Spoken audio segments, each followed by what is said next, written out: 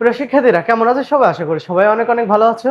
আজকে যে টপিকটি নিয়ে হাজির হয়েছি সেটি হচ্ছে কিভাবে আমরা খুব সহজে একটি দরখাস্ত লিখতে পারি। এইচএসসি বাংলা দ্বিতীয় পত্র।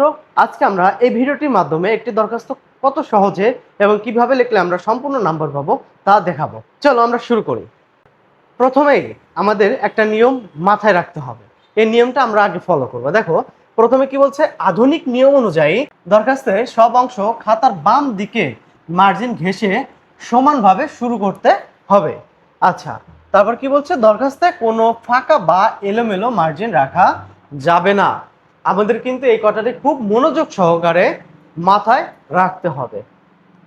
তারপরে দেখো এখানে কি বলছে, আবেদনপত্রের প্রধান 6টি অংশ। আবেদনপত্রের প্রধান কয়টি অংশ? আবেদনপত্রের প্রধান 6টি অংশ। দেখো কি কি নিয়ম, আমরা এখন এগুলা মনোযোগ সহকারে দেখব। ঠিক আছে? আচ্ছা, এখানে এক নম্বর বলছে যে তারিখ, দরখাস্ত লেখার দিন, মাস ও বছর স্পষ্ট করে লিখতে হবে, যেমন 14 জুন 2026।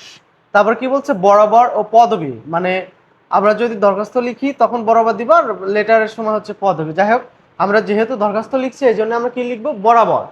বরাবর অর্থাৎ যার কাছে আবেদন করা হচ্ছে তার পদবি ও প্রতিষ্ঠানের ঠিকানা, যেমন বরাবর সুব্রত একাডেমি, এভাবে তোমরা হচ্ছে দিতে পারো। ঠিক আছে, যে বরাবর প্রধান শিক্ষক, তারপরে তুমি তোমার স্কুলের নাম দিবা, এভাবে দিতে পারি। আচ্ছা, তারপর 3 নম্বর বিষয়টা কি বলছে, আবেদনপত্রটি কি সংক্রান্ত তা মাত্র এক লাইনে সংক্ষেপে লিখতে হবে, যেমন বিষয়, যেমন কি হচ্ছে বিনা বেতনে অধ্যয়নের জন্য আবেদন, পাঠাগার স্থাপনের জন্য আবেদন।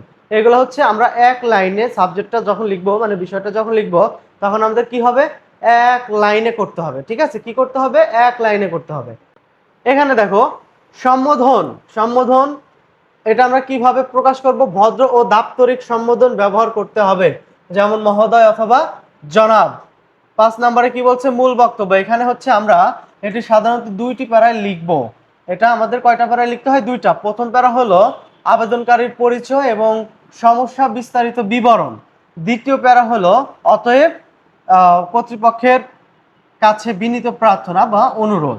আচ্ছা, আর সমাপনী বক্তব্য যেটা হবে সেটা হচ্ছে সমাপনী ও স্বাক্ষর। বিনীত নিবেদক লিখে আমাদের আবেদনকারীর নাম, শ্রেণী, রোল বা ঠিকানা দিতে হবে। এই 6টা কিন্তু আমাদের একদম মাথায় গেঁথে রাখতে হবে। যদি তোমরা সম্পূর্ণ নাম্বার পেতে চাও তাহলে কিন্তু এই 6টা তোমাদের খুব খুব করে মনে রাখতে হবে। আচ্ছা, এখন দেখো খাতার জন্য একটি আদর্শ কাঠামো, মানে আমরা দরখাস্ত খাতায় কিভাবে লিখবো সেই ফরম্যাটটা আমরা এখন দেখাচ্ছি। দেখো এখানে কি বলছে, প্রথমেই আমরা কি দিব, তারিখ দিব, তারপরে বরাবর অধ্যক্ষ অথবা প্রধান শিক্ষক, প্রতিষ্ঠানের নাম এবং স্থান, ঠিকানা, এখানে আমরা এক লাইনে শেষ করে দিব। তারপরে কি বলছে, এখানে বিষয়, বিষয় হচ্ছে এখানে মূল বিষয়, এক লাইনে সংক্ষেপে লিখতে হবে। মূল বিষয় মানে তুমি কি বিষয় জানাতে চাচ্ছ সেই মূল বিষয়টা এখানে তুলে ধরতে হবে। তারপরে কি বলছে, দেখো এগুলো হচ্ছে কমন কথা। মহোদয়, বিনীত নিবেদন, এই যে আমি আপনার প্রতিষ্ঠানের একজন নিয়মিত শিক্ষার্থী। এখন এইখানে প্রথম প্যারায় মূল সমস্যা বা কারণটি সংক্ষেপে ও চলিত ভাষায় লিখতে হবে। ঠিক আছে, তারপরে আমরা অতএব লিখে কি করব, দেখো এখানে অতএব লেখার পর বলবো, মহোদয়ের নিকট আকুল আবেদন, দয়া করে আমাকে, মানে তুমি কি চাচ্ছ, যে বিনা বেতনে পড়ার সুযোগ দান, নাকি পাঠাগার স্থাপন, নাকি ছুটির জন্য আবেদন, নাকি ট্রান্সফার সার্টিফিকেটের জন্য আবেদন, যাই বলবা এখানে এই কথাটা লিখে দিবা। ঠিক আছে? আচ্ছা, তারপর কি লিখবো, বিনীত নিবেদক আপনার একান্ত অনুগত ছাত্র বা ছাত্রী, এটা হচ্ছে তোমরা নিজ নিজ করে লিখে দিবা। ঠিক আছে, যে আপনার একান্ত অনুগত ছাত্র বা ছাত্রী, তোমার নাম, রোল এবং শাখা এখানে উল্লেখ করে দিবা। আশা করি তোমরা এই ফরম্যাটটি বুঝতে পেরেছো। তো এখন আমরা কি করব, আরো একটি নমুনার মাধ্যমে সম্পূর্ণ দরখাস্ত কিভাবে লিখতে হয় আমরা এখন জেনে নেব। এই দেখো, আমরা এখন কিন্তু টোটাল একটা দরখাস্ত কিভাবে লিখবো, খাতায় কিভাবে লিখতে হবে এবং ভাষা কেমন হবে আমরা এখন এটা শিখব। এখানে প্রথমে কি বলছে প্রশ্নটা দেখো, যে দরিদ্র তহবিল থেকে আর্থিক সাহায্যের জন্য আবেদন জানিয়ে অধ্যক্ষের নিকট একটি দরখাস্ত লিখো। বুঝতে পারছো? তাহলে কি, দরিদ্র তহবিল থেকে আর্থিক সাহায্যের জন্য, এটা আমাদের কিন্তু বিষয় হিসাবে দাঁড়াবে, আমরা বিষয়ে এই কথাটি উল্লেখ করব।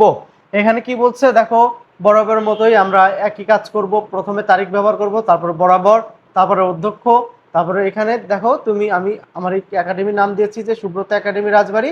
তোমরা এখানে তুমি তোমাদের স্কুলের নাম উল্লেখ করবে। তারপরে বিষয়টা কি দিয়েছি, দরিদ্র তহবিল থেকে আর্থিক সাহায্যের জন্য আবেদন। দরিদ্র তহবিল থেকে আর্থিক সাহায্যের জন্য আবেদন।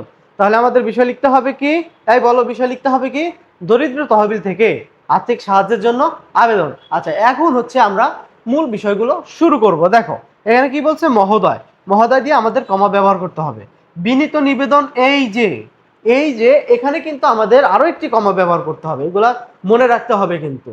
তারপরে কি বলছে, আমি আপনার একাডেমির এইচএসসি 2026 শিক্ষাবর্ষের মানবিক বিভাগের একজন নিয়মিত শিক্ষার্থী। আমার রোল নং 5। আমার বাবা একজন সাধারণ ক্ষুদ্র ব্যবসায়ী। গত কয়েক মাস যাবৎ ব্যবসায়িক মন্দা এবং বাবা হঠাৎ অসুস্থতার কারণে আমাদের পরিবারের একমাত্র আয়ের উৎস বন্ধ হয়ে গেছে। বর্তমানে আমাদের 6 সদস্যের পরিবারের ভরণ পোষণ এবং আমার পড়াশোনার খরচ চালানো বাবার পক্ষে প্রায় অসম্ভব হয়ে পড়েছে।